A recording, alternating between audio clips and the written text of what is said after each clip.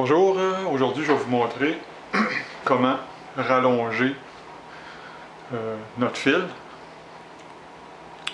sans nœud, sans rien. Mais c'est clair que cette technique-là est pour utiliser sur des coutures d'apparat. Donc il n'y a pas vraiment beaucoup de tension dessus. Oui, il peut en avoir un peu, mais c'est pas fait pour des coutures finales ou des coutures qui vont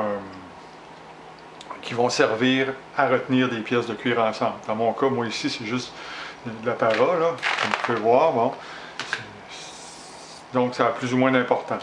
Donc, ce qui est important, c'est que vous avez ici, on voit ici, ça c'est ma distance que j'ai à couvrir avec mon fil. Mais là, j'en ai pas assez long, donc pour continuer, je veux continuer sans me faire chier avec un nœud ou whatever.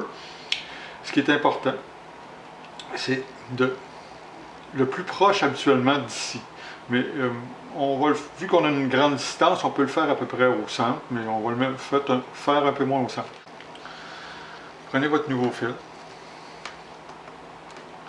et vous venez piquer avec votre ancien. Et vous laissez une distance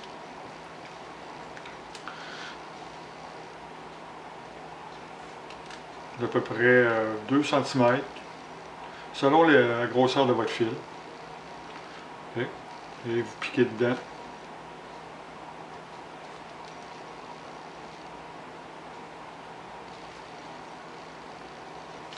Et vous amenez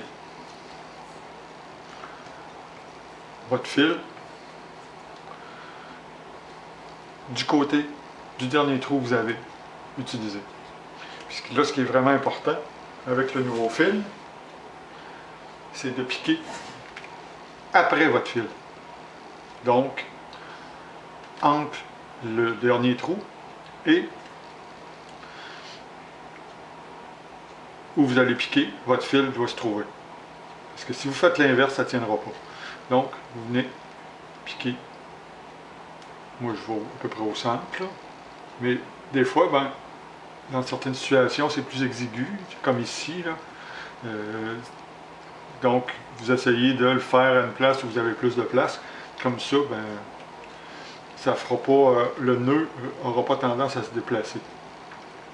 Donc, si je pique, donc, ce que vous avez le nouveau fil qui est piqué par l'ancien, et je viens piquer avec le nouveau fil